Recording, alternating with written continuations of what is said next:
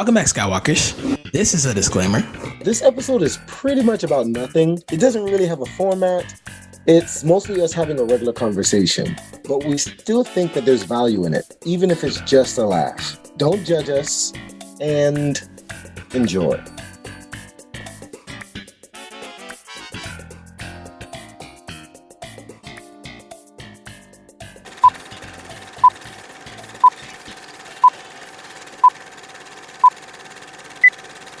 Facebook, a true cesspit of humanity. Like, if you still use Facebook in today's day and age, there's got to be something a bit wrong.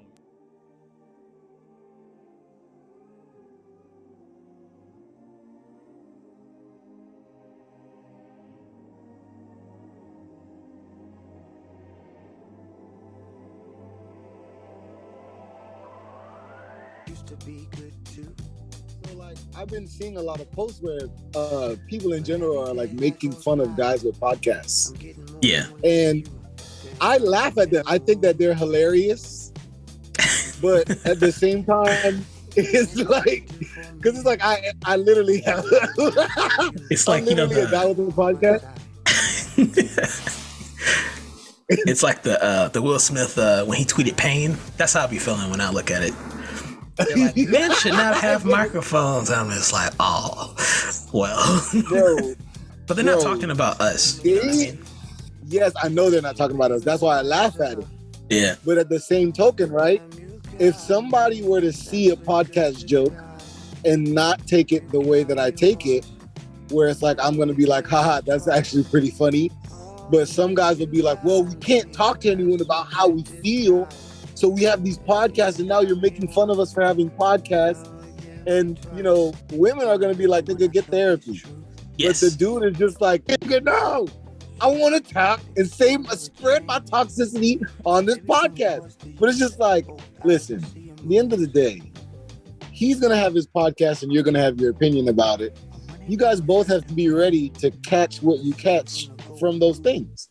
Yes. And I don't agree with any type of shaming of lifestyles that people choose. So like if someone, I mean, I know people with master's degrees that choose to be homeless because they like drugs, because they would prefer to do hard drugs than be in the professional environment. Can I judge them for that decision? No. Is it a decision that I would make? Also no. So it's like, people are going to do what they want to do, and you kind of just have to be willing. You know, somebody's going to call that guy crazy, and he's okay with that. So I'm just saying, like, if something is the truth, if something is a reality, especially like what we were talking about with Dave Chappelle talking about how former white men that are now transgender white women will talk about the plight of their struggle of being a trans person in the face of a black person talking about their plight of being a black person, not acknowledging what black people go through, but seemingly negating what black people go through or canceling it out by like saying, you know, well, this is the other side of the equation. Oh, kudos to you. We stand with you and fight with you as you journey through this incredibly difficult task of being true to yourself. You know, there's no disagreeing with that.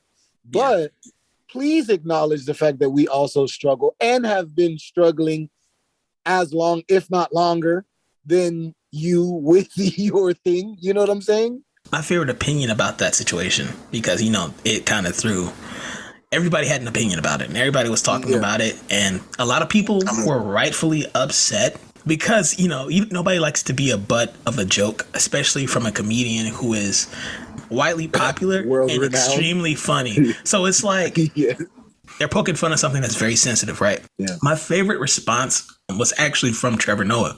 When he was asked about it, he simply responded, I think that it opened doors for a discussion or a conversation. And whenever there's touchy subjects, for example, the trans community and in professional sports, right? We need to have these types of discussions. We don't need to be bigoted. And I think that's the thing. A lot of people are just straight up like bigots. But we need to have conversations about like, okay, what is changing? What isn't changing? And I think that there's a lot of information that is surprising for a lot of people. There's a lot of people who are transitioning.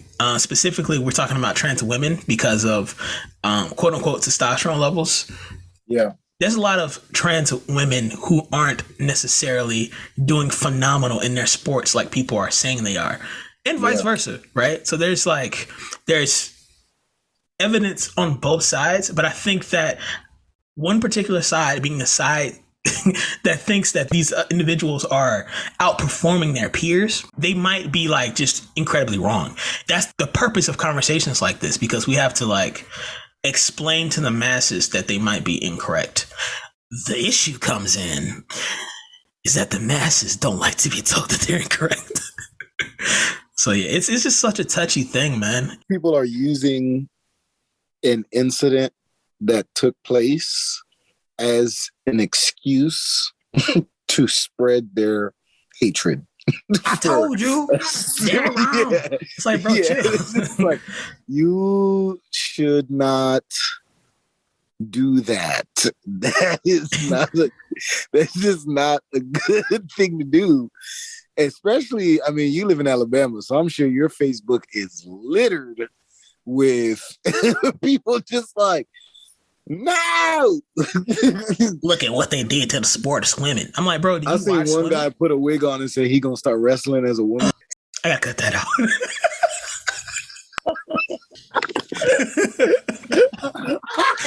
I think you're laughing at like the visual of it. Yeah. You know what I'm saying? It's like niggas be talking on Facebook, and it's like, bro, you're not a writer for Family Guy? Like, what are you? Like, you exist in this realm and you really believe this? I think that it's like, especially for me, I think for a lot of people in our generation, we've used laughter to tuck away trauma. When you go on Twitter, nobody can say something serious without having someone immediately make a joke behind it. And it's like, when, you know, they always say like people with dark pasts are like usually hilarious. It's like so many people have been through so much BS at this point that when they start laughing at stuff, it's like the place of how dark it has to get for it to be laughed at is almost unreachable at this point. You know what I'm saying? Yeah, like, it happened a lot with the war. Like when the Ukrainian first war started. Yeah, about to talk about. People are like, bro, you see my Call of Duty rank? I'm getting drafted today. Yo, But speaking of the transgender thing, bro, did you see what the Ukrainian president, when he put that order out for transgender women? I didn't hear anything about this, so enlighten. So the Ukrainian president was like, if you were born biologically a man, you're getting drafted. You have to fight. That's People wild. who have been women for years are like, what? he's like, oh, you're going. And I was like, bro, I'm not even laughing at the situation of the fact that those women are going to have to fight in the war. I'm laughing at the fact that this nigga literally was like, they're going to be mad, but where's the paper I got to sign? Where is it at? Right there? Here, let me get a pen real quick. He was like, ooh, they're going to be big mad. And sign that mug and called it a day. And it's just like, I see so many hilarious things that are funny to me for the wrong reasons. But I feel like if I don't laugh at it, I might cry or I might get angry. So I just decide to laugh. Yeah, that's my first response. Like, Bro, I'd rather alleviate the tension in the air. You know what I mean? Like bro, I don't even know how to explain it, bro. You know, my uncle died like 2 days ago. Yeah, I'm sorry for your loss, man. I saw the Facebook post from your mom.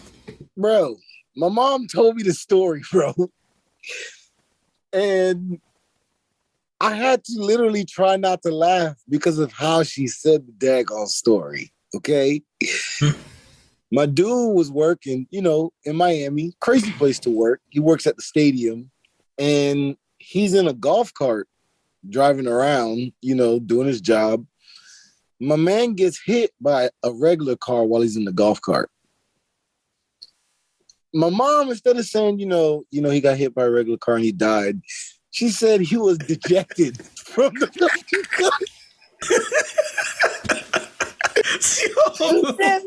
she said he was ejected from the vehicle. Oh, man. And the first thing that comes to my mind is like Star Trek, some nigga hitting the button and the parachute check.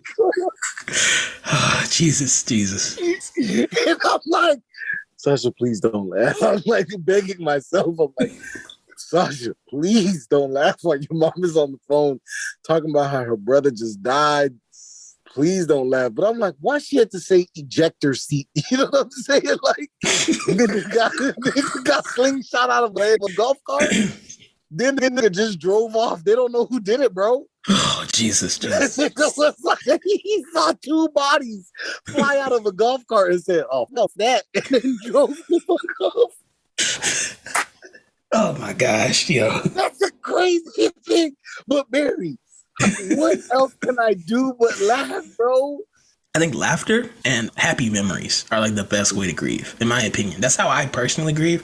I don't like talking about like, yeah, they were struggling. You know what I mean? Like talking about what's happening actively right now. Yeah. I like to talk about happy memories and talk about things that are lighthearted. Low-key though, fun fact about me, I guess, every time I do something that's stupid and dangerous, I always think, if somebody found me dead like this, I'm just like, bro, I can't live it down. Like if I died like sucking on a lollipop, like somebody saw like, if a lollipop was lodged in my throat,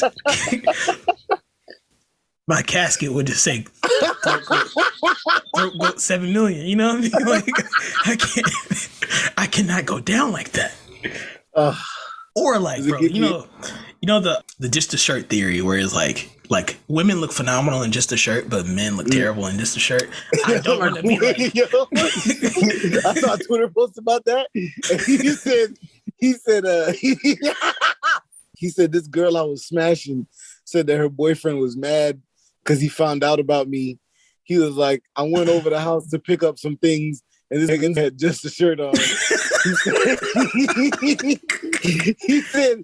He said, this Winnie the Pooh against you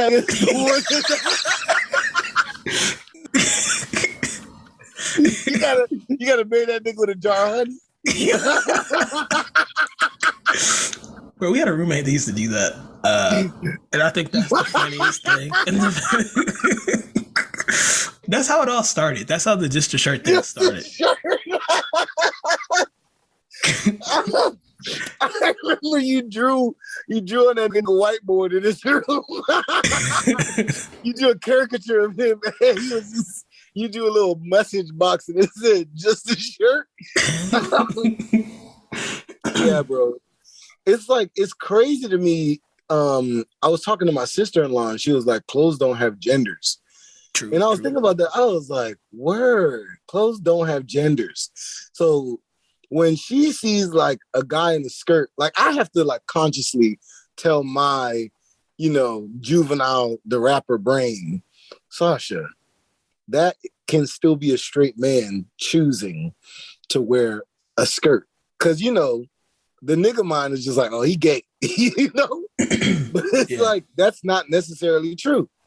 But it's crazy in my brain. Like if I were to draw a woman with just a shirt on, in my mind, that just looks a whole lot different than me drawing a circle over a triangle with two skinny legs.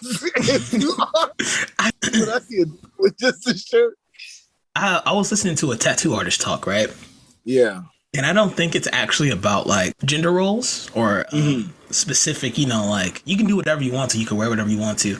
But the tattoo artist said the male shape is more like boxy. Yeah. And it tends to be more muscular. It doesn't have to be. You can be shaped any type of way. But when you are shaped a certain way, certain tattoos accentuate certain parts of your body.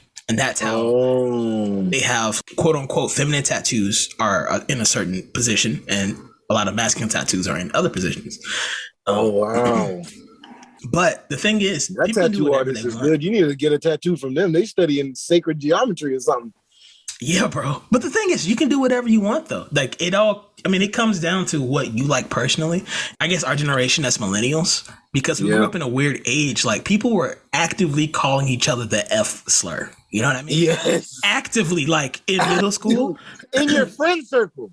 Yeah, let you suck a straw too hard, bro. They were just shoot you with it. Bro, sports, honestly, playing sports in Florida was just like being in a Call of Duty lobby. Oh, jeez. It was insane, you know? But it's like, I think that our generation is interesting because we got to see the world shift from saying that's okay. Like, I remember when, I don't know if you remember this, but I remember when the NBA released those commercials with Grant Hill, and everybody on the commercial was smack talking. It was like, man, your game is weak. You know what I'm saying? You're slow. The crossover don't work. Da da da da. And then they had somebody go, "That's gay," and everybody stopped playing. Yeah. And it was like, saying something is gay is not a way to call it negative. And it was the first time in my life that I saw like the wheel turn in my brain that goes, oh, I can't just be calling people gay because I don't like them. Like, I have to be conscious of what I'm saying and understand saying someone's lifestyle is an insult. That's like people coming up to me and be like, "You're black." Yeah, I'm like, oh my God. Yo, I had a homeboy when I was in middle school. I had a homeboy named, we used to call him Teeny. Yeah. And I had another homeboy named Giovanni. All right. Was Teeny? Yeah, he was like 4'9". Oh, dang. His name was but he was also 4'9", so we just used to call him. We used to call him Teeny. So life has a way of giving you cards. Yeah. Bleep out his government name. That nigga's a criminal. So he's a scammer. but I'm serious. But anyway, so he was talking to my other homeboy Giovanni. They was going back and forth. Giovanni was calling him short or whatnot. And this nigga deadass said, "Shut up, you Giovanni." And I was like, "What?" He said, "That's all the insult I need." I said, "Oh my gosh." That was the most genius insult I had heard as a 12-year-old. Nigga called him his name as an insult. Everything you need to know right there. That's it. You got to scrap after that. Yeah, honestly. But that's like, we've been doing that to people that are homosexual for our whole lives until we got to like high school and we found out, oh, that's the wrong way to do it. Because we were stupid and impressionable, and nobody offered to help us with our stupid, impressionable selves. Well, the generation above us, like the generation that's sneaking up on 40, they were ass. They did a horrible job. Sorry. I'm not cutting that one. Y'all got to hear that. Yeah, they were horrible. Like, I remember this one comedian, this guy that's our age, he said he went to Thanksgiving and he wore a pink shirt and pink socks with black jeans and black shoes. Awesome. And his uncle saw him and he said, "Why all of y'all gay?" And he was like, "Cause all of y'all were gay." Yeah, that's wild. That's wild. What a question. He said, "Why all of y'all gay?" And the dude said, "Because all y'all were in jail." That's wild. And I'm just like, why are you gay? Did you hear what the guy's response to that question was? He said, "Oh, he's actually a trans man." Who says I'm gay? The guy says, "You are gay." And I'm just like, bruh. That's exactly how it is, bro. I mean, it wasn't even an interview. It was an attack. And literally, it was like, he was like, before the interview started, he was like, "I'm coming for this nigga character." Yeah. You know, it was all planned. And they had a pastor show up and he had like carrots. And he was like, "This cannot go with this." That's wild. Watch that whole interview from front to back. It's wild. No way. He was like, "A cucumber cannot fit in carrot." And I was like, "Bro, this is not acceptable." Gosh. That's wild as hell, bro.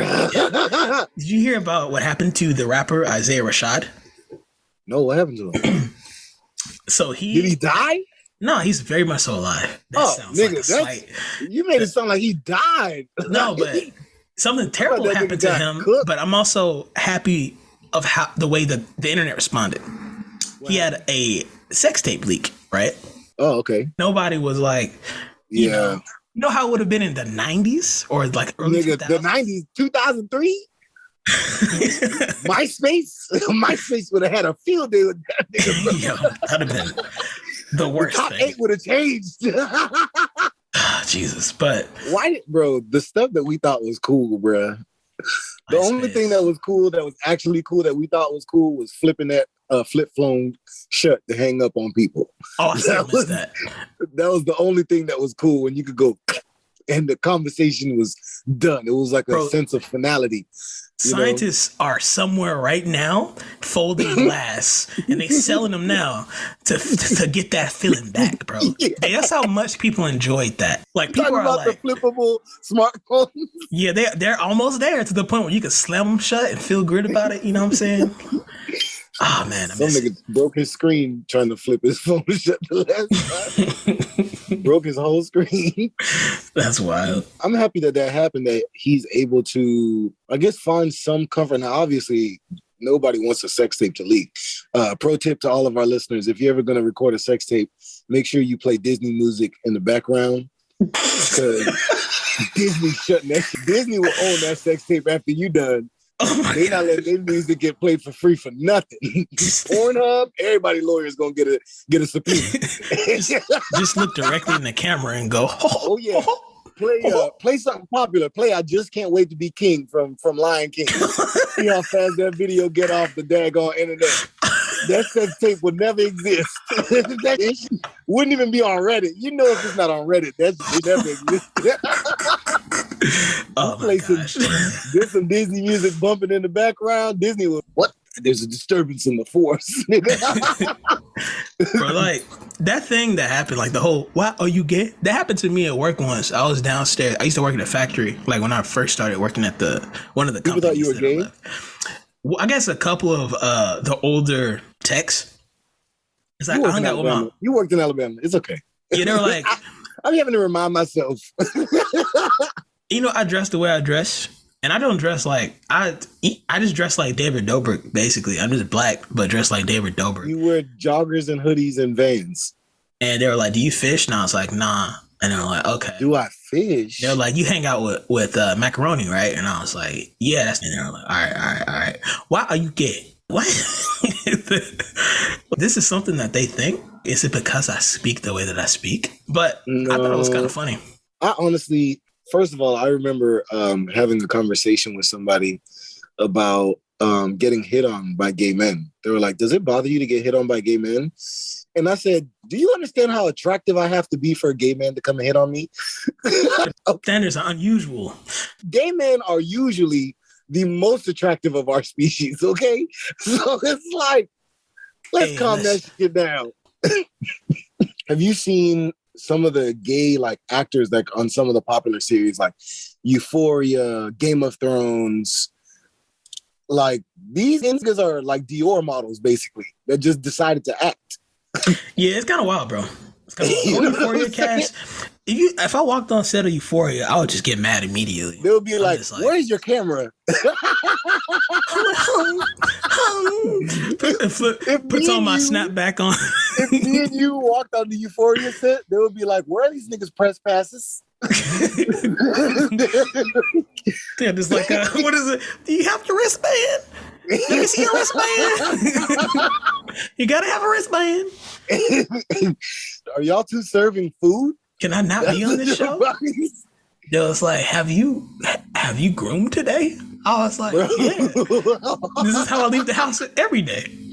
Like, nah, you got to do that again. They showed one of the main Euphoria men characters, Nate.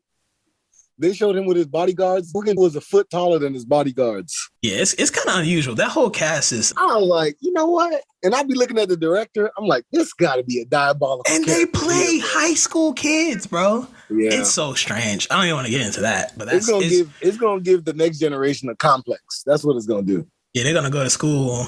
They're not gonna know how to be teenagers. Nah, because teenagers have unibrows and wear Pokemon shirts. I see, real. Like real talk. Like they have, gaps and they have unusual smell. You know what I'm saying? You walk into a You don't boy's gotta locker tell room. me, bro. You deleted Crazy. your pictures off Facebook. I kept mine. Yeah, bro. I'm telling you, I purged the earth of my old self. Nigga, I don't. This is the thing, right? The reason that Yeah. I don't want to do that is because I like the visualization of natural progression. If No, I feel that. that Yeah. makes sense. I like seeing something go from what it was to what it is now. And there's not it doesn't lean positively or negatively. If something goes from good to bad and there's a process, I want to see it. And if something goes from okay to good, I also want to see it. Like, I want to see it. I told this guy, I actually meant to tell you about this. I had this interesting opportunity to not be an asshole at the gym. This guy, he's older, like probably in his mid 40s, like he's kind of balding on the top of his head. Yeah. Real slender, you know, like a quiet disposition. He looks kind of like nerdy. Yeah. He's lifting weights in the gym, you know, like he's doing a ton of work. Like he's working arms and legs on the same day. Doing abs, when I say this guy's doing everything, he's doing everything. And I could tell that he's new, like he doesn't have any order to his routine. Yeah. So I stop him and I talk to him, and I forgot how I got his attention. I didn't tap him, but I got his attention somehow. And he was like, "What's up, man?" I was like, "Hey man, did you just start you just started like lifting?" He was like, "Yeah." I was like, "What are your goals? Like, you want to add mass or get in shape?" He was like, "I'm trying to, like, you know, get a little bit more muscle on my body, you know, and then I want to like look good and feel good." I'm like, "Man, that's excellent." And then I told him, I was like, "Can I offer you a suggestion?" He was like, "Yeah." I was like, "You know, just record yourself." And we kept talking for like 10 minutes. When I said record yourself, he thought that I was trying to correct his form. Mm-hmm. And he was like, "I'm not like really at the place where I feel like I even have like a form to correct." And I was like, "What do you mean? What are you talking about?" He was like, "You know, you want me to record to like correct my form?" I was like, "Oh, no, not at all." I was like, "You got that all wrong, big fella." He was like, "What?" He was like, "Why would I record if I'm not like looking at my form?" I was like, "So that 6 months from now, you can look at where you started and see the progress." Yeah. And his face, like his eyes got big. He was like, "Oh." I was like, "Yeah." I was like, you know, everybody in here, whether they're just starting out or been coming for years, when you see them take pictures and stuff, some of them, yeah, they do it for vanity because they look good and that's their decision. They worked for it. I was like, but others of them, some of these people in here lost 100 pounds. And maybe at 50 pounds, they started feeling discouraged, you know, but they saw a picture of what they looked like 50 pounds from there, and it pushed them to lose the next 50. Yeah. Yeah. You know, so time is a funny thing. Yeah. No living thing can exist over time unchanged. Yeah. I think that's just a beautiful thing. I know that time has it sometimes gets a bad rap because people are just like, "You're running out of time." Like everybody's running out of time. That's how like a lot of these, especially with the grind culture people, it's like, if you're not, you know, hustling, you're wasting time. If you're not moving forward, you're moving backwards. But it's like, if I wake up in the morning and sit at my desk and do nothing for the whole day, my body is still changed. Yeah. Some way, somehow. 100%. You'll lose muscle. You're going to gain some. Yeah. Gain some shit. Yeah, of course. But something changed. Yeah. I like that. I think this young actor, I forgot his name, but he is the protagonist in Dune. Timothy Chalamet. Timothy Chalamet, he had this beautiful quote about how time isn't really fleeting, how you almost create your own destiny because you exude time. And I forgot the quote verbatim, but it was really nice. And it kind of puts into perspective that you have to kind of come into terms with yourself and your future and where you want to go. It's scary because you think that the task is ginormous, but it's like that Will Smith, what he said is brick by brick. And you have to kind of do small things every day to get to that place you want to be. I don't know if Did you get that book? Oh, no, man, I didn't. I didn't get the Will Smith book, but I heard great things about it. Yeah. Funny enough, I like digital books. I'm like a weirdo like that. But, What? Yeah, man. I like reading digital. You like digital books? It's just easy to whip out my phone and read. Firstly, don't say whip out. Don't say. I whip out everything in my life. I whip out my wallet. I whip out my phone. Just whip it out. Why do I see you? Why do I see you going out to the store and going like, is this what you want? And whip out your phone? I don't actually use pockets. I just use the zipper in the front and I just take my wallet out like that. Just whip it out. What? You're joking. You joking. Yeah. Recently, I've been picking up Python, like the coding language. What? Oh. You have a snake? I said you've been. I mean, snakes are beautiful creatures behind glass. Here's my thing. I don't want to go on this tangent. I don't like messing with animals that are notorious for being murderers. It's just weird. People try to befriend tigers. It's just like, that's not the move in my life. It's only one person I think, and God rest his soul. It's only one person I think is qualified for that, and that's Steve Irwin. Otherwise, not doing that by myself. You know what I mean? And how die a punk ass stingray. Yeah. I'm not day fourth, bro. All stingrays are just, it's not my cup of tea, bro. It's on site. Let me catch you in the ocean. Did you see that post? Did you see that post where it's like everybody else is a time traveler? And it was like, I'm rich. And then there was like most guys as a time traveler, and looking with a gun, he points it towards the stingray and he goes, he wouldn't have wanted this. That's wild. A 1 in a million negative thing happening to where you're swimming with a stingray and it happens to sting you in the chest and it happens to hit your heart and you happen to pull it out and you happen to bleed to death. Yeah. It's crazy. Bro, 2 things that I take from that story. Number 1, I know a few people that do jobs that you could call dangerous. Yeah. And the way that they avoid injury is by never becoming so cocky in their mind that they believe that the danger from their job is gone because they're so skilled. People in the military talk about this. That's scary. For real. They're like, the reason that I'm alive is because I never got sloppy. And they're like, I don't function well in normal society. Like, they're too intense for normal society. Yeah. Because in order for them to be good at their job, they cannot let their tools get dull. Steve Irwin understood the risk of swimming with that stingray more than anyone in the world did. But it's possible that at that moment, his personality might have let his guard down. Yeah, that's real. Like, he just didn't expect. He knew that it could happen, but like you said, it's 1 in a million, bro. And he just thought to himself, what is the odds of this stingray whipping its stinger? It hits me in my chest, goes through my heart, I pull it out and bleed out. Like, before that happens, you say that as like a joke. You're like, yeah, that stinger's gonna sting me in the chest and then I'm gonna bleed out. But now somebody is on vacation. They're telling them they're stingrays and they're telling their kids, be careful with the stingrays because they might stab you in the heart like Steve Irwin. You know what I'm saying? Yeah. Like, now it's a risk that everybody, but the risk was always there.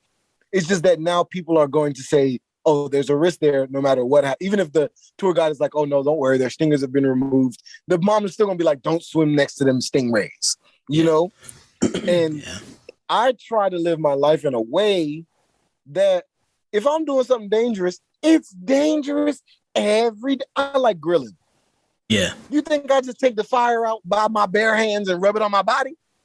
You know what I'm saying? I saw a survivalist on TikTok, and he was practicing starting fires in different ways with different materials.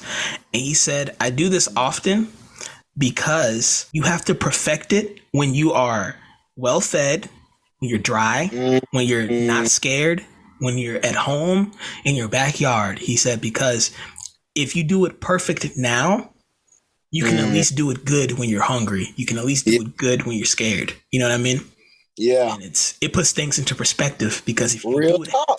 yeah, because imagine like when people go to the shooting range, like, you have guns. I used to live at the shooting range. Yeah, but imagine. But I carried a gun for 7 years. Exactly. But imagine if you don't know how to use your gun and somebody pull up on you. And Somebody getting their head popped by accident and I'm going to jail. That's not what I want. That's not what I signed up for. Scary, bro. Yeah, and I think, honestly, Barry, this is going to sound crazy to a lot of millennials and Democrats. Carrying a gun made me 1,000,000 times more responsible with my emotions and with danger and what it means to protect yourself to the point of taking someone's life. Yeah. I see a situation developing that's going to be bad. Instead of me trying to be Superman, I remove myself from that situation. And when you carry a gun, you're not Superman. You know what I'm saying? Yeah. You're only tough against 3 people without guns. Because once it's more than 3, even if you got the gun, if they all charge you at the same time, but your team shot like in Halo, bro. They about to unless you're triple kill. You know what I'm saying? Sorry. If it's 4 of them and 1 of you, it don't matter if you got a gun. You might get 1, you might get 2, but those last 2, they coming and they gonna whoop your tail. You're not Jason Bourne, you're not John Wick. You ain't shooting Exactly. yourself. It's a wrap, bro. It's a wrap. Human with a gun, my nigga. That's it. So it's like when you realize, okay, because people carry a gun and they're like, all right, I'm tougher now. Like, this is my first line of defense. And the problem with that is, if this is your first line of defense, what's your last? Yeah. The Lord? You gonna pray to God? They talk about that in fighting all the time. I watched this video and this YouTuber basically was discussing why people die, like why men get into situations where they're killed. And he said, we have a tendency to have savior complexes where we see something going wrong and we're like, I can stop this. But people a lot of the time don't understand how quickly you can just die. Somebody can hit you hard and you're dead. Somebody can choke you too long and you're dead. Somebody can trip you and you're dead. You might want to talk it out, my jack. Like, we are bags of meat. Yeah. We just move, but at the end of the day, ask any lion what a human is. They're gonna tell you, oh, that's walking meat. What you talking about? And it's like, for me, my first line of defense is my legs. If I could walk away from this situation, I never have to spend a bullet. Yeah, honestly, bro. Yeah. The only situation that I see myself shooting someone is a home invasion. Yes, and you should. Like, you definitely, you can't talk that out. That's it. I can't walk away. You decided to come in this bear trap all on your own. And when you hop in a bear trap, what's in there? A mother-loving bear. Wow. You see what I'm saying? But outside, we all deer. Yeah, honestly, that's the first thing they teach you. Like, when I was taking jiu-jitsu, the first thing they would say is like, at least somebody who is responsible, because there's probably people who aren't responsible teaching classes, but one of the things that they would say from Napoleon Dynamite. Oh yeah, with the American flag do-rag. Somebody wants a roundhouse kick to the face while I'm wearing these. That's real though, because the first thing you're supposed to do is like to not engage. You see if you can talk it out. Like, no, you know what's even more scary, bro? Is that they had this guy. I was talking to this white guy in Alabama. He was like, Sasha, you know why crazy stuff don't happen out here? And I said, why? He called his homeboys. He was like, all right, what you packing? And these motherfuckers start taking out artillery. Okay. Oh my gosh. He said, what you got on? My dude, these niggas is pulling out.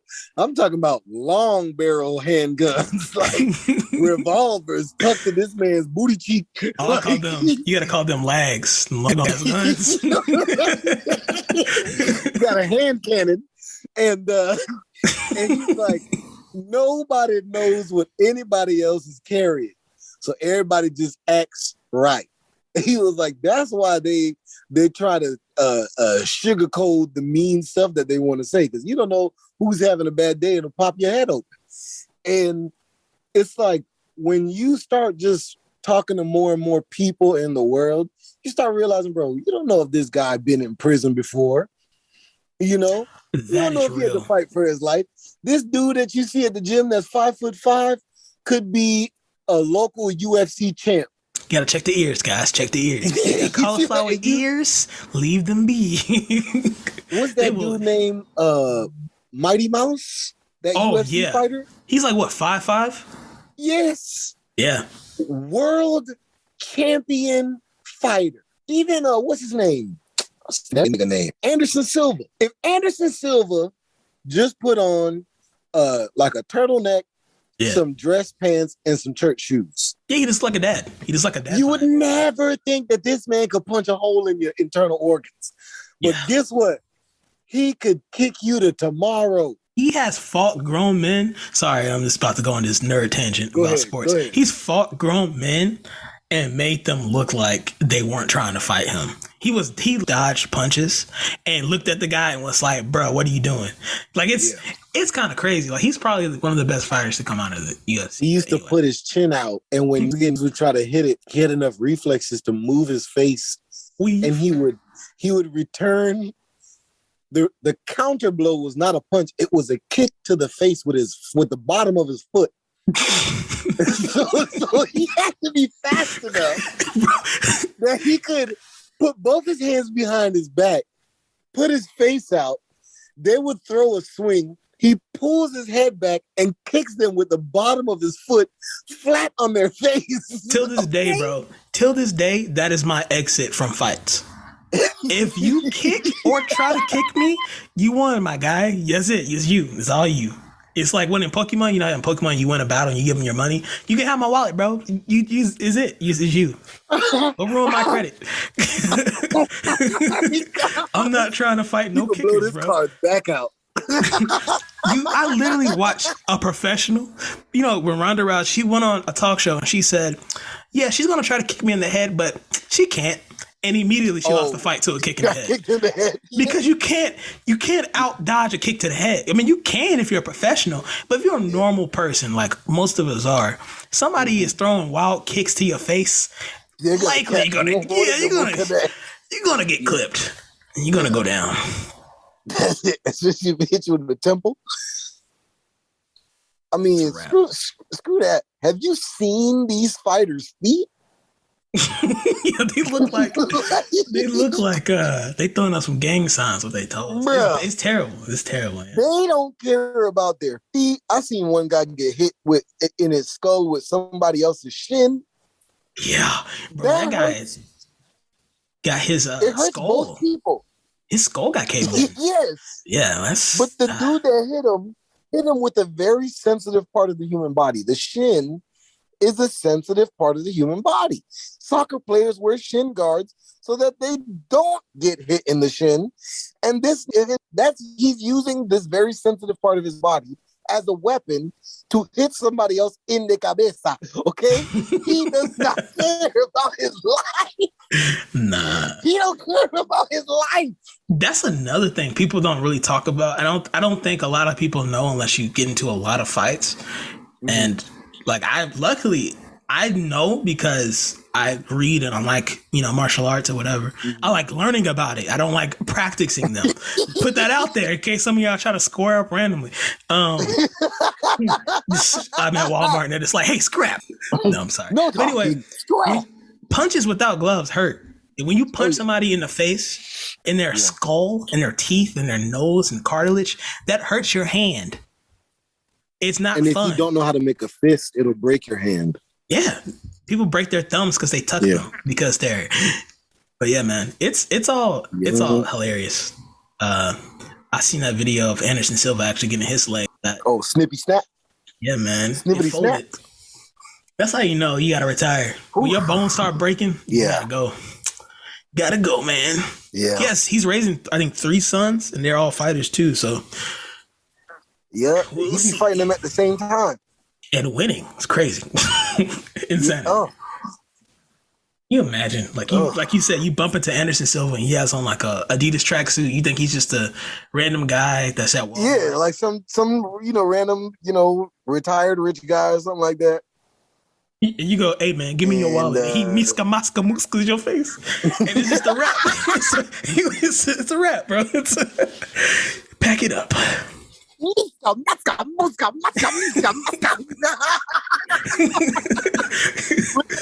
that guy that did the voiceover on the Mike Tyson? Oh man, I gotta cut some of that stuff. This is so funny. I like seeing that video with I posted on my Instagram story where Tony Baker was talking about Mike Tyson throwing them punches in the restaurant. Mike Tyson was just showing some inquiring people his signature combo of the 1-2 jab with the hook and the uppercut. Yeah. And Tony Baker said, Mike Tyson remains one of the scariest people on earth.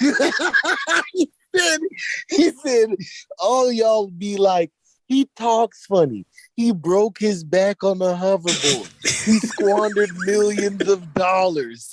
He was like, listen, when push come to shove, when the tables have turned, when the chips are down, when your back is against the wall, it's still fun. Your internal organs into another dimension. He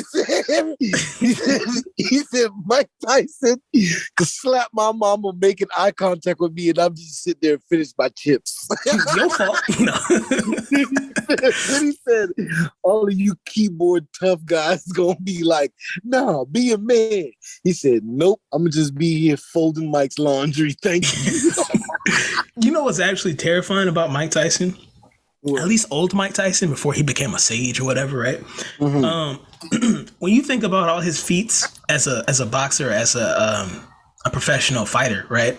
The scariest thing about Mike Tyson, like apart from all the feats or whatever, scariest thing is that he had another human being's ear in his mouth and he was biting it and his brain didn't go bite to hurt. His brain went, that's insane. Do you know how crazy you have to be to bite down 100% full force on another person for like he did say, I want to eat his kids. I'm an animal. I'm just going to throw that out there. Yeah. But I love Mike Tyson. He said that, and in the same sentence, he said, praise be to Allah. He said, praise be to Allah, and smacked the mic and walked away. Yeah, that's like me going, I want to cut these niggas up and eat their kids. Then he's like, then I go, praise the Lord. Technically, that's what the Crusaders did, so we can talk about that. Too, apparently. They did it well. Across the world. What did Zach Fox say? I need to cut that in. You better praise God or I'm going to shoot you. That's what I'm Yo, you think he gonna get us in trouble if we cut that in? I hope not, bro. He got money. He got bread. He'll be all right. If it ain't about Jesus, I'm gonna hit you in this cave. That's real. That's Crusaders vibe, bro. Like, honestly. That's what they did. They went across the world and was like, we got our Bibles and we got our swords, and one of them. Which one you want? You want the word or the sword. But either way, you go meet God. There's no choice. You have no choice. You either gonna talk to God on earth or in heaven, but you talking to him. That's You wild. think that's why Christian people call the Bible the sword? Because Crusaders were chopping niggas up? Why is it not the shield? Because doesn't it like? Well, I don't know. I'm not gonna. You know what I'm saying? Yeah. They be like, the Lord is my sword and shield, but they don't never call the Bible a shield. They call that thing a sword. I'm gonna start So what's saying up? that. I'm gonna You start chopping up saying, the devil? The Lord is my K. What was that thing? What was that thing? You said you was gonna start calling people in the group chat. That dude was it Poppers? Oh, it was it was shootist. The shooter? Yeah, it was like the last shootist. It's like artist, but with shooting. Yeah. I went to a bookstore and I found this book, just for reference for people. I found this book that the title is called "The Last Shootist." That's perfect title and perfect. They're gonna be like, "What's up, my shootist?" I was on Reddit and they were talking about guns, and some guy said, he said something about lead, and one of the other people commented, they were like, yeah, that's what bullets are made of. And then he was like, what? He was like, bullets are made of lead? He was like, yeah, what did you think bullets were made of? And then homeboy commented and said, bulletium. I mean, it's a good point. I mean, it makes sense.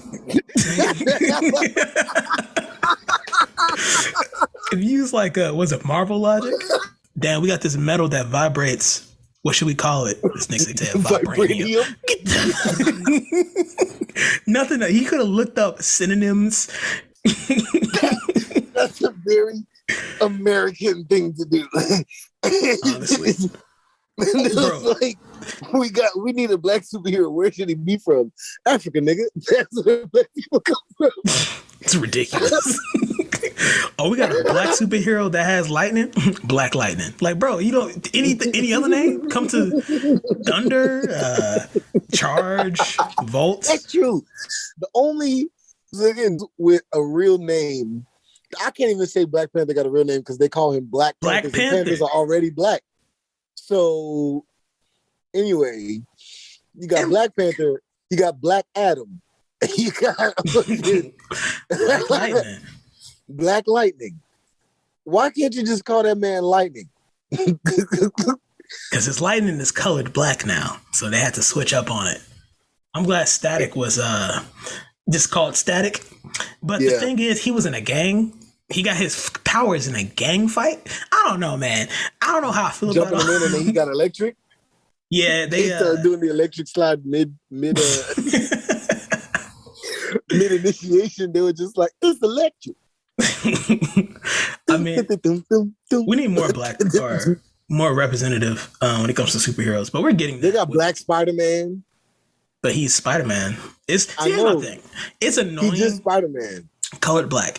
It's just weird to me that they take a character that's already established and they go, let's make him black. It's like so they're gonna be like, we're gonna change his name too to Black version of this. Black Spider-Man. And then like people call him that. That's like his go-to name. Yeah. Black Spider-Man's here. It's just like, nigga, we're in a different universe. What are you comparing me to? They make fun of that in Falcon and the Winter Soldier. Because that kid walks up to Falcon and he goes, hey, it's Black Falcon. He's like, my name is not Black Falcon. I don't call you Black Kid. My name is Falcon. Idiot. That's real though. That's real. I would have hit that kid with the muska. Tell your mama not to make you racist, nigga. Smack kids. That's crazy. I think Hancock is. I resonate with that character's vibe. He also started off as a drunk person in prison, so I'm not taking that back. I still resonate. Hey man. Then they got what's his name? Luke Cage. It's just a black dude that's named Luke Cage. They couldn't even give this mofo a hero name. What's his power? He's really black and really bald. I got a bald head. Shows up and just doesn't die. This nigga's a black guy that's bulletproof. Great, awesome power. Let me It's stop like, complaining before they go back to not making black heroes at all. don't we all need that power? It's like, it's so weird. Like, oh, he's bulletproof. It's like, yeah, like What a power to have as a Negro. save that from, saving him from the government, I guess, because For real. Main threat is other cops. it's Luke Cage. Shoot him. It's like, oh, crazy. What did Dave Chappelle say? Sprinkle some crack on him. I love that episode where he's talking about how his driver had to make a stop. Oh yeah, I like that and one too. He said he was driving and he just saw a liquor store, gun store, liquor store, gun store, liquor store, gun store. He said, if my mind is not deceiving me, we're going to the hood. He said, I heard crackheads in the trees. Bro, that's the worst place. Like at night in the middle of nowhere in the hood. Yeah. And it's like an unfamiliar hood. Like, like how your hood is like yours, right? Where you know where you're at. Yeah. So you know where to go, where not to go, who to be around, what certain people are doing in certain places. I like how different hoods have different personalities. Yes. I like the vibe of the Alabama hood that I was in when I was in college. Because I felt like I could sleep at night. You know what I'm saying? There's ethics. The hoods in Miami always got some craziness, There was this dude, this homeless dude in Miami that was near my church. And he used to make paper mache faces on the wall of this particular walkway. Let me tell you, at night, that was the scariest thing to walk by. Because obviously when it rains, the paper mache faces fall. So they're never in the same place. They're always in a different place according to where he decides to put them. So it's very scary because sometimes there's none there. And then sometimes there'll be like 6 faces all next to each other. Was he of sound mind? Oh, he was on hard drugs. Okay, sorry. That's the dude that got his master's degree in English and chose to do drugs. I wasn't making that up. He was like a professor at a university in Miami, and he quit his job. That's sad. He told me he was the happiest he had ever been. Okay, and that Nick, bro, them people that do drugs have a strength to their bodies that is just that Popeye. Dude. He was so strong. His mode of transportation was a beach cruiser. Okay, I thought you were gonna say full sprint. I was gonna cry.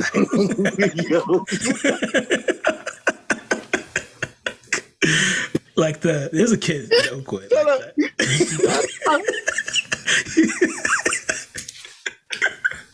you remember? I'm about to cut this out, but I'm gonna say it because we're already talking. Do you remember? No, seriously. Remember the routine back in Oakwood when he used to run to class? Yeah. He'll be in full sprint.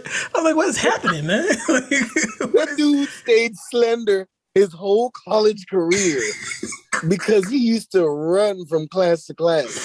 Full sprint. Do you remember when we found out that she was our age? She was like, I'm 23. We're like, what? He was like, I'm in my 20s, bro. We're like, you for real? He was like, yes, I'm a little bit older than you. We're like, Richie, bro, you gotta have some sex or something, bro. Nah. He was strong though. I saw him do pull-ups. Bro, he was doing like basically 3 sets of 10 pull-ups in full bursts with his legs straight out in the air. Let me tell you something, Barry. That's not impressive. Richie came from Haiti. It's not impressive. Okay? A well-fed Haitian man that grows up in Haiti is doing 100% more physical activity than American people on average. Wow. I'm trying to tell. My dad told me that he had to walk to school, right? Which is like a typical older generation story, whatever. Yeah. Here's the thing. He had to walk to school, but he could not mess up his school shoes. So how did he get He would walk to school barefoot, carrying his shoes. Well, I told you. You remember, you know that meme that you recently sent with the dude that was dancing in church shoes, but the front part had been cut and the toes come out? Yeah. My dad legit used to do that. So they would get him a pair of like dress shoes, and he would have to wear this dress shoe to school and to church. That's wild. But what he would do is when the shoe got too small, instead of throwing it away, he would use that shoe as his outside shoe. And then he would use the current shoe that fit him as his, inside shoe. So I said, how would you keep wearing the shoe even though it didn't fit? He said, I would cut the toe out. So it's like Naruto? Yes. Yes.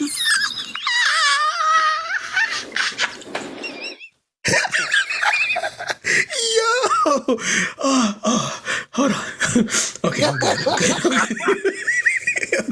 Nigga looked like he was about to do the jutsus with him and his homeboy. All I see is them Sasuke 11s lesbian. With a soccer ball rolling across the yard. No, serious. That's pretty much my dad's childhood. Ah, man. So, bless that man, bro. Whenever he talk about that shit, I'm just like, bro, y'all, the reason that y'all can eat this because Haitian food is like eating a brick. It goes in your body and falls directly to your butt cheeks. Like that food is so dense. And I'm just like, how did y'all stay relatively thin? And my dad is like, we used to walk, 3-4 miles in the sun. So it is what it is. It balances out. He told me he had to walk a mile to get water. So in order for him to shower, he had to wake up at 5 a.m. and take a mile-long walk to the water with a bucket, and then bring the bucket back. While you're thirsty already? Nah, I'm good. Nah, we got tap water for that. I like LaCroix. Nah, we can't do that. This nigga just chuckled in First World. You know how wild nigga said, y'all got to get water from a lake. I'm gonna just sip my bubbly LaCroix. You know how wild that is, bro? Like, we have tap water that's already clean enough for us to drink, right? But then we filter that so it could taste better. And I said, I don't even like that. I like bubbly flavored water. Dang. That's wild. Bro. I couldn't really puts into perspective when niggas start complaining about stuff. I was thinking about that the other day. Bro, I was driving back from the gym and I was like, you know what? Thank you, God, that I'm born in America, kid. Because, every now and then this fact hits me and it sounds so simple, but I don't know why. It breaks my brain every time I think about it. If I or my sisters were born in Haiti, we would look the exact same way that we look right now.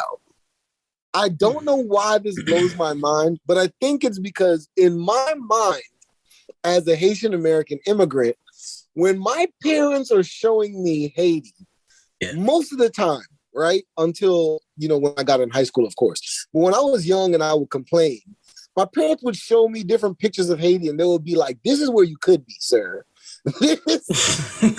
Or they would tell me stories about their youth, like their childhood. And from them telling me the story, I just see somebody that's ashy, trying to make it, fly in the eye, straight up destitute. Because they're trying to convince me that the sacrifice that they've made is the best thing that's ever happened to me in my life. And don't get me wrong, it doesn't take much convincing. I'm convinced. Thank you. Mm-hmm. But for some reason in my brain, I felt like, if I was born in Haiti, I would look like, my name is Jean-Jacques Poix, you know what I'm saying? Yeah. Or, some real deal deep Haitian name. And I look rougher and my hands, it's like, no, you would look exactly the same way that you look right now, you would just not speak English and be in Haiti. That's it. You know what I'm saying? Maybe a little That's it. stressed every once in a while. I would have less education. I would have less access to certain things that I easily can access where we, live in America. And thinking about like my sisters too, they would look the exact same. They would just be in Haiti. Thinking about that the other day on the way back from the gym, I was like 16. I went to Mexico to help build some churches. Yeah. The first day we get to Mexico, they have us building this church, but they have a cement mixer. So basically, I'm just, carrying cement from the mixer to laying the cement down. And, I was just working all day. My forearms were burning at the end of the day. Then the next day is when stuff got real. The next day, these niggas did not have a cement mixer. Stir it up. They had get a spoon. This was the craziest experience of my life at that time as a 16-year-old. Yeah. Because they were like, they brought us to Berry. We were laying the foundation for a church. Don't you have to constantly stir too, like cement? So you don't get it. You don't get it. Before we saw the cement, my guy. Yeah.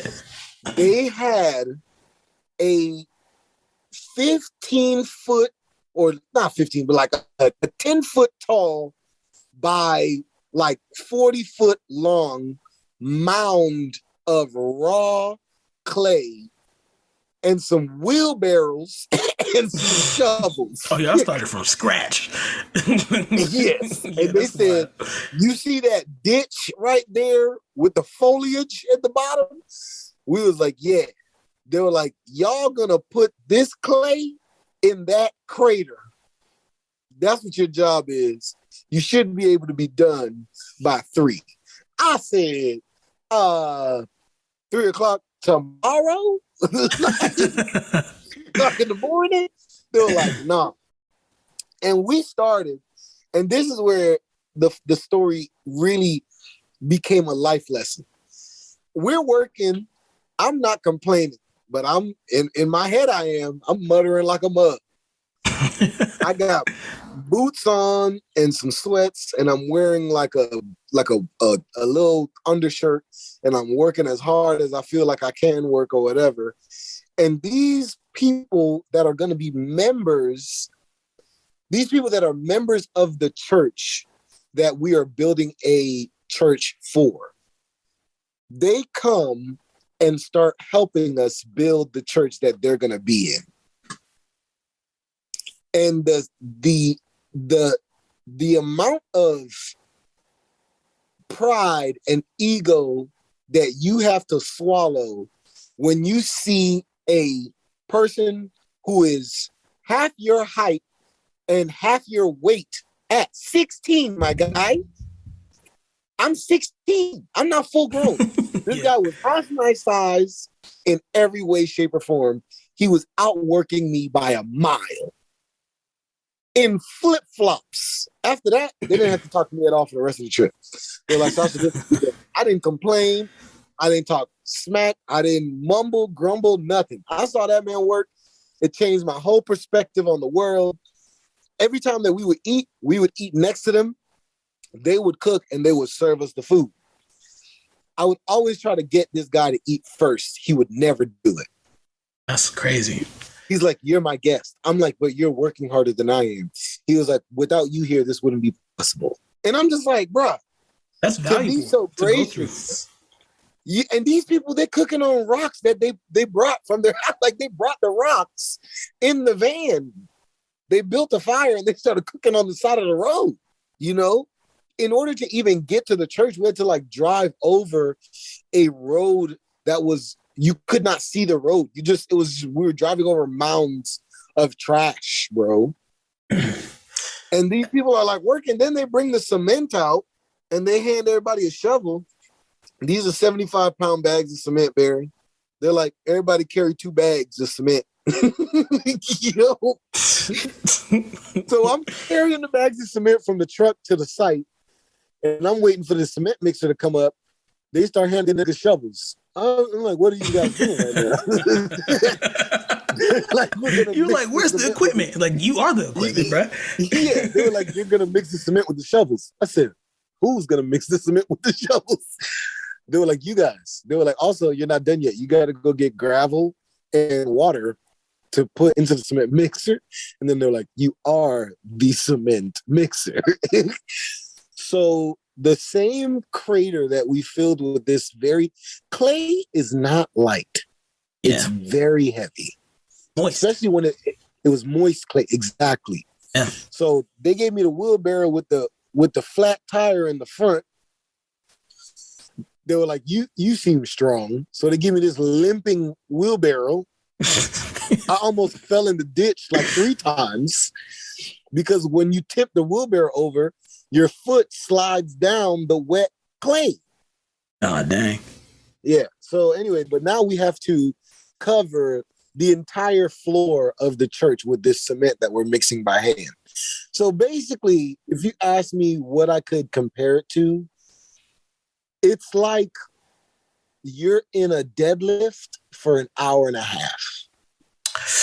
Nah. Like you're just bent over with a very heavy mixture on your shovel and you just keep shoveling.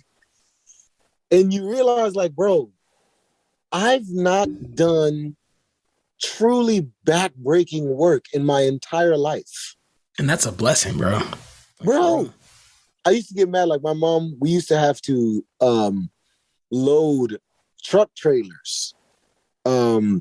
Because basically at my church there was a food distribution program where we would give out food to homeless people, which is why I know a ton of homeless people in Miami. But it's like we'd give out food to these homeless people, and they would bring a truck from some of the local grocery stores of food that wasn't spoiled but couldn't be sold anymore. So we'd have to unload that trailer and then load it into our trailer that we had at the church. So you do that every couple of weeks for 5 years. You think like every couple of weeks I'm about to do some back-breaking work, especially Thanksgiving, because now we're doing turkeys and all the turkeys are frozen. So you carrying about 40 pounds of turkey, because you had a turkey in each hand. Yeah. You're carrying about 40 pounds of turkey that's frozen from one trailer to the next, and you got like 1,000 turkeys, Yeah. So it was just a crazy thing to do. But then I'm in Mexico and I'm like, bro, I would rather do the trailer than do this.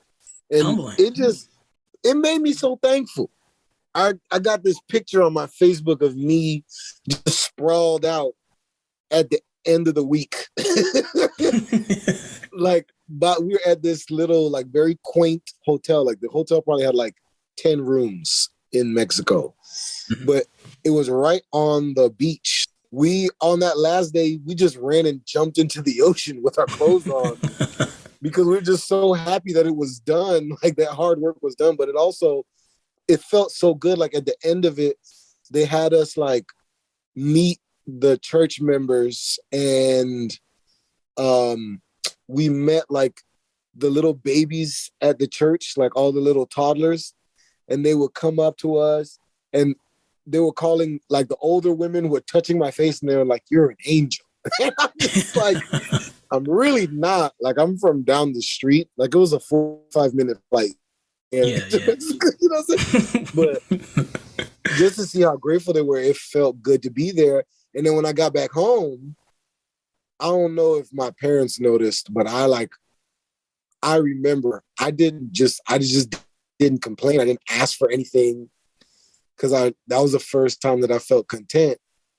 And then when I got to college, all that flew out the window because college kind of like beat me to bits. Yeah. No, I feel that. It's, like after the Disney movie, was it Inside Out? I think it's called. people start referring to like those big moments in your life as like core memories. And I think everybody has a couple that apply to like to it's like it's like a coin. One side is work ethic and the other side it's self-worth in a sense. Because I have a story that's similar where I'm working in a factory again beside these older ladies, and they're doing things that I'm like you said I'm complaining about doing, right? So I'm lifting a D slam, which is like a large. We talk about those all the time. You let those daggone D slams. It's like I want to say from 30 to 60 pounds, depending on what size they are, right? And you're lifting by yourself. Usually, you're lifting about. I want to say you do like at least 5 or 6 pallets per day. There's like 5 on each pallet. Do the math for that. And before I left, I had conversations with them, and I'm like, hey, maybe you shouldn't do this, and they're just like, it's nothing else for me to do, bro. I'm about to retire. I like it here. So then I had to like talk to management. I have to go above my boss and be like, hey, in the law, they're not allowed to lift these by themselves. Like we're not allowed to lift them by ourselves, but they were not telling their employees this. Yeah, but it taught me a lesson about appreciating what time we have in a sense, right? And also like hating and rejecting the man, stick it to him, but nah. The capitalist society that lies by omission to get people to work more than they're worth.